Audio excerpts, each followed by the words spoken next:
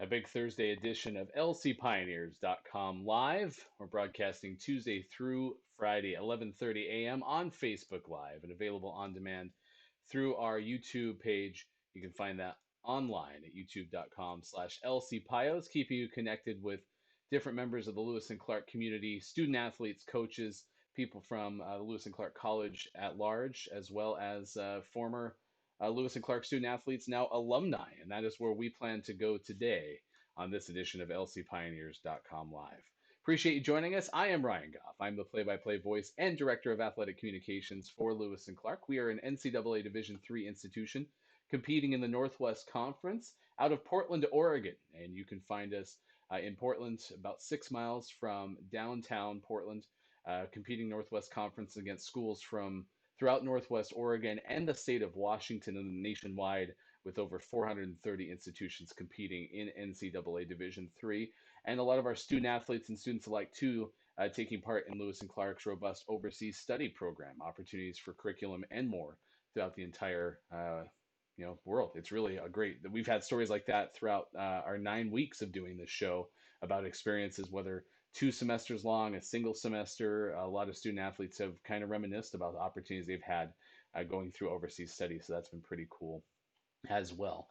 I invite you to comment in our Facebook Live comments. You can ask questions, suggest future guests, and more. Also by email, sports@lclark.edu, or on Twitter and Instagram, LC Pioneers. Our guest today, Raed Attia, is going to join us, class of 2019 men's tennis student athlete who just recently got his graduate degree from Babson College, focused on entrepreneurship leadership. But I mean, Raed was fantastic with the Pioneers. Four-time first team All Northwest Conference selection, and his brother Ramez currently with the team.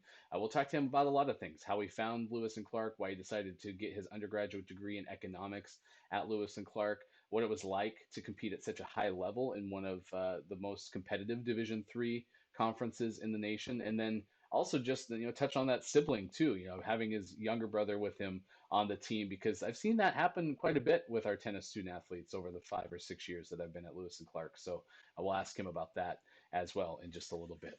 Do invite you to get connected, as I mentioned, with the show. Follow us on social media: Facebook, Instagram, Twitter, and also on YouTube at LC Pios. We're trying to go ahead and keep you in the loop there. Our YouTube playlist too, getting refreshed with different content throughout the course of the summer. One thing that we're doing right now is uploading this show, and you can watch all of our episodes on demand, including earlier guests this week. We had Sam Taylor from rowing, the head coach of those programs, yesterday, and then on Tuesday, we were lucky enough to kind of get the week started with Sarah Howard, a former dual sport athlete for Lewis and Clark, women's soccer and track and field. She started a recent podcast called Self-Made Podcasts, focusing on the journeys of small business owners, which is pretty cool as well. Let's bring in our guest for today. As I mentioned, a four-time All Northwest Conference first team selection for men's tennis, the Lewis and Clark Pioneers. He's Raed Attia, joining us on the heels of being another graduate, this time from graduate school. Congratulations on earning your graduate degree, and we appreciate taking the time to join us. Let's talk about the last year. I mean, what was your postgraduate life like in terms of, from the moment you finished commencement to now being owner of a graduate degree? Well, thank you for the introduction, Ryan. I would say I went right back into it. I mean, I finished undergrad and I decided to go back and get my master's degree. I thought if I go straight into work, I might not be able to get the chance to go back and get my graduate degree, whatever my degree would have been at that time. So I just decided to apply to schools during my last semester of undergrad, which was the spring semester. And after I got some of my acceptance letters, I had to make the decision of either going to graduate school or going to work. And I decided to put that off for another year and just go get another degree and then work afterwards. So that's kind of how it went. The original journey for you, getting to Lewis and Clark in the first place. I mean, you grew up the bulk of your life in Cairo, Egypt. You get to Portland and you decide on Lewis and Clark. What was it about our institution that made you decide you wanted to compete for the Pios? So I mean, I gotta give credit to Jimmy Chow and Patrick Dreves. Pat is a former was the former head coach, and Jimmy is the current head coach. And I want to say, like, they went above and beyond, to just making sure like everything was aligned correctly. Jimmy was in touch with me and my mom like throughout the whole process, and honestly, if it wasn't for Jimmy, mostly Jimmy, I probably would have not uh, like even heard of Lewis and Clark. So they reached out to me um, a few times, and we decided to schedule a visit. And when I visited the school and I visited the coach, the whole like coaching staff and the team, I instantly knew like that's the school I want to go to. They made me feel like I'm part of the family, although I hadn't even committed yet. And the school itself was just beautiful. It's a really top academic school, especially like specifically in Portland as well. And so it fit all the criteria that I was looking for. And it was mainly like the connection that we established, that I established between like me and the head coaches, me and the coaching staff, and then me and the team. And I think that's what sealed the deal for me. Raed Attia joining us on lcpioneers.com live, class of 2019 graduate in economics. Um, you talk about how you wind up at Lewis and Clark, and then you're in this program for 4 years and playing at such a top level. Describe what the sport is like in the Northwest Conference, and even just being in the region that you guys are from the ITA standpoint. The competitive level. How do you describe it if you were asked by me? I mean, it's pretty competitive. I would say there are a lot of top teams in that conference. You have teams that have been ranked for close to a decade now, and some of them that have been ranked for just a few years, and some like Lewis and Clark that get ranked, drop out of the rankings and get ranked again, and there are a few of those teams. So the competitive level is is very solid. It's I would say a lot of the students that decide to play in the Northwest Conference are students that did get probably D1 offers, but decided to put their academics before their college career because they knew, or college like sport career, because they knew that they probably weren't going to go pro. At least that was my case. I knew that the end of my competitive career for tennis was going to be whenever I had that last college match. And so I would say it's very competitive, and there's a lot of very good players in that conference, and competing and like grinding and winning is not easy. You have to put in the work regardless, and you have to put in the effort in order to keep your team at that level, and win as an individual in tennis, and also help your team win, because it doesn't matter like if you win yourself, like you have to do it as a team. And but yeah, the competition is definitely like there. Well, and then you finished, 4 times first team All Northwest Conference. So it kind of shows, how you were able to rise to that. When you think back about just moments, whether it was in competition, we're talking on the court, or just involving competition, whether it was bus rides, going around with your team, being part of the team at practice, what are some of the best moments or best stories that come to mind about your time with the Pioneers? Well, I mean, traveling with the team was always a huge pleasure. It was always super fun. It's probably the one thing that made us way closer, um, besides like all the team bonding activities that the tennis team did. I would say the tennis team is probably one of the closest teams at LCE. We did everything together. Like there's not anything that we wouldn't do together. And I would say some of those moments were definitely competing as a freshman, and the support that the seniors at that time and all the team showed me as the only freshman on that team was crazy. I had crazy matches during our LA trip as a freshman, competing against the top people in the country. Some of them were probably top 5 in the nation, coming extremely close to beating some of them and beating some of those regionally ranked players. So I would say that's definitely one of the special trips that I had with the team, and it was the first year for me, so it was I would say extra special. And then definitely the moment that we beat Whitman at home after a decade, I would say that that has got to be the highlight of um, probably my college career. I mean, I I don't think Whitman has lost a dual match besides that match in over 10 years. So I would say that definitely makes one of the highlights. Yeah, it seems like with men's basketball doing that to Whitman earlier this year, those streaks come to die when Lewis and Clark is involved, which is a pretty neat thing to remember for yourself. Raed Attia joining us on lcpioneers.com live. You can watch the show Tuesday through Friday at 11:30 on Facebook Live, archived youtube.com/lcpios. And your younger brother Ramez joins the team toward the end of your time, still a member of Lewis and Clark. Uh, Siblings in tennis, is that a common occurrence to your knowledge or from your perspective? And then certainly, what was it like to compete with him? I mean, it, it's a common occurrence that usually when one of the siblings plays the sport, that the likelihood of the younger ones following in those footsteps are pretty high. I would say it's not that common that they play at the same school, but I would say Lewis and Clark has had a different track record when it comes to siblings playing on the same team. We've had a lot of siblings, I would say, throughout the years playing at the same time. I would say I think the last 6 years or 7 years of Lewis and Clark tennis, we've had at least a pair of brothers on the team.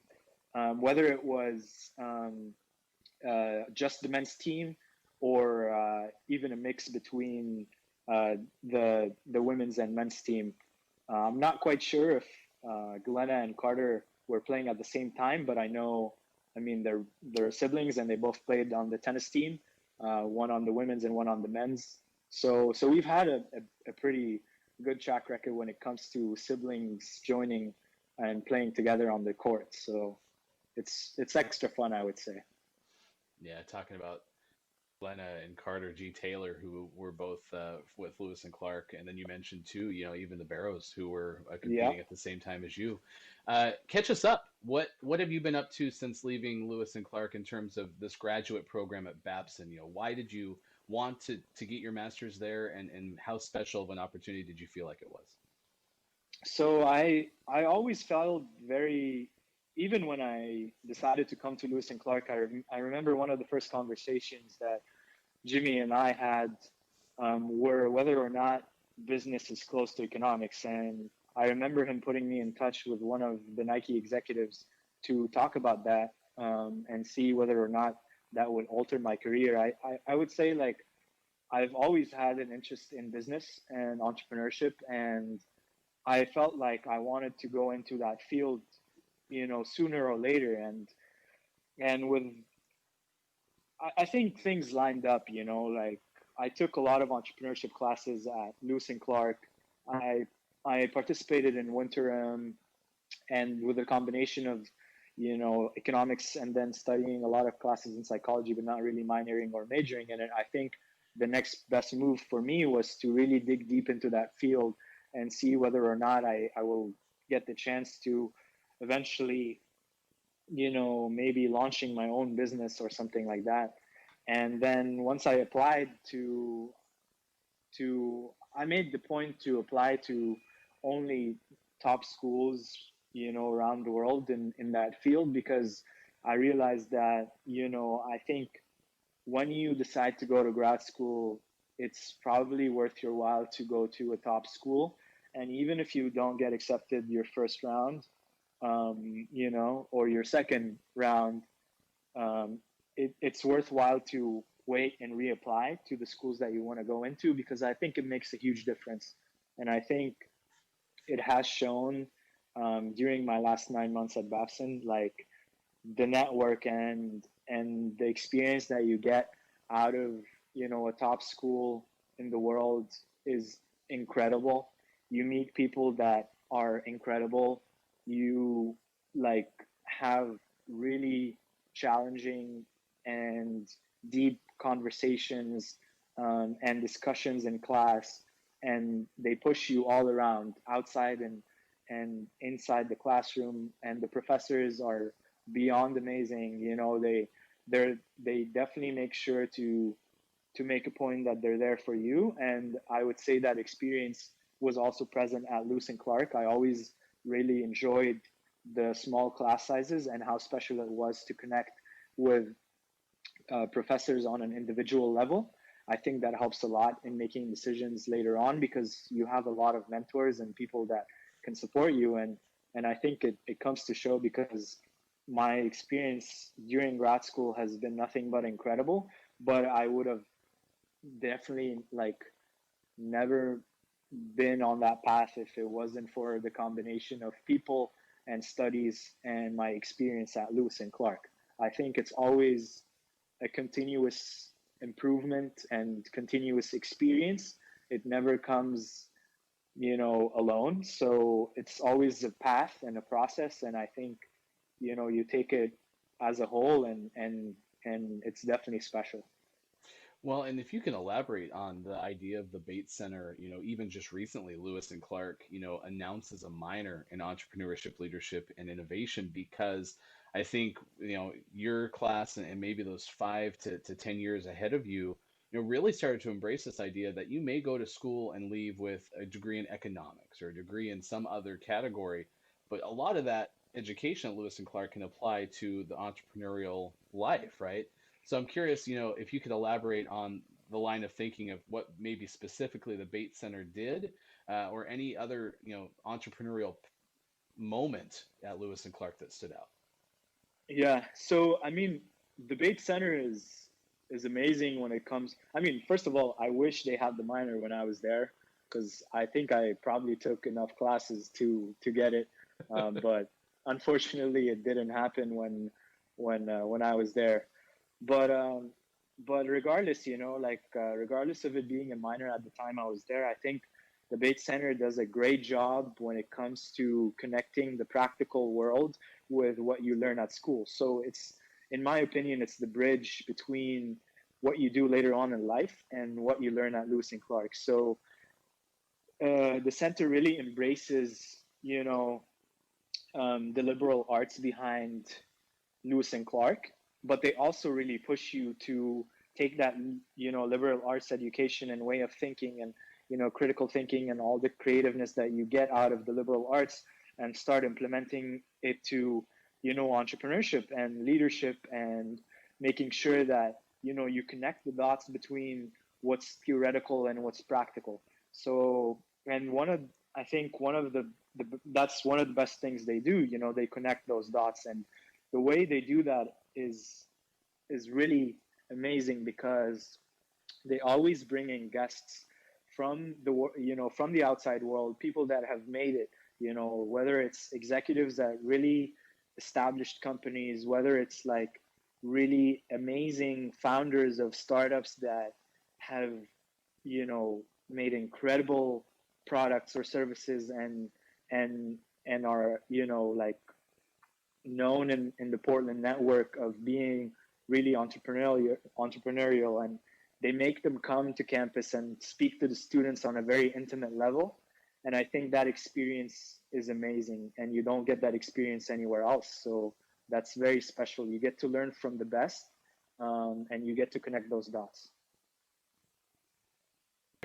As you were talking, we were showing some just clips from the Wintram piece that came out of one of our most recent Wintram terms, which comes from the Bates Center, just because you can see the interaction and all the things that students get an opportunity to do. So I love your testament to that. I think that description of the Bates Center applies to a lot of the pre-professional programs at Lewis and Clark.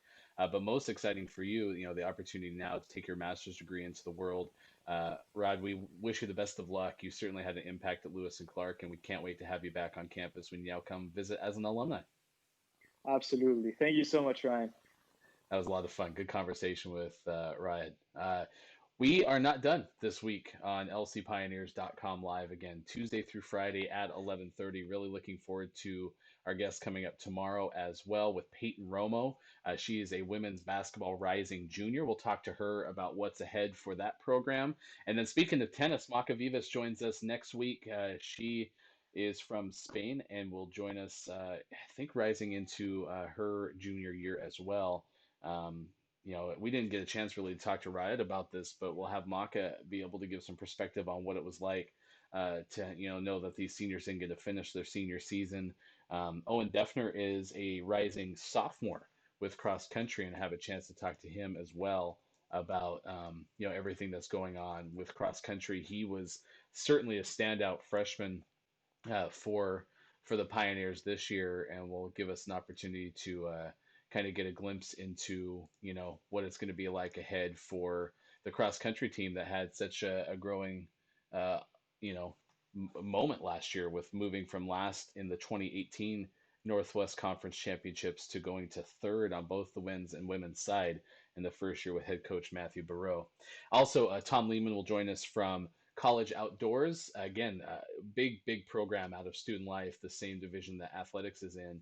And Tom and that crew has been together, as I understand it, for a very long time. So we'll get a chance to see why College Outdoors is such a key part of the Lewis and Clark experience. And then also head men's basketball coach Tim McCrory is planning to join us as well next week. He was just recently named a top 50 most impactful Division III head coach. So pretty exciting news for him as he enters his third year. So invite you to comment. Let us know people that you want to have on the show in the near future. But until we talk to you again with Peyton Romo of women's basketball, our thanks to Raed Attia for joining us today. I'm Ryan Goff. It's been a lot of fun. Thanks for having fun with us. We'll talk to you again soon for more lcpioneers.com live on Facebook Live and archived on YouTube. Goodbye, everybody.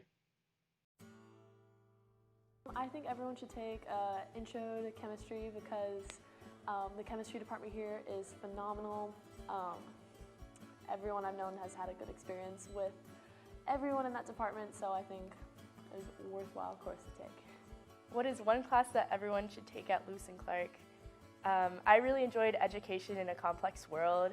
You kind of get to discuss all the issues that exist within education today, and you get to kind of explore that by going to classrooms firsthand and volunteering with children, which I thought was a really wonderful experience.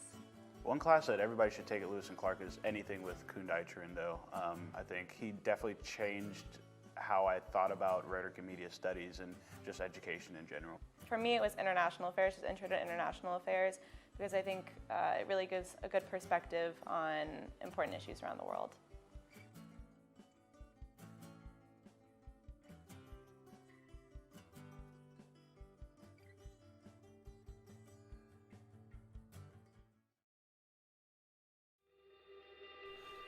Lewis and Clark is amazing. Beautiful campus, small classes. When you really come here, you get this sense and the feeling that this is a place that you could spend 4 years.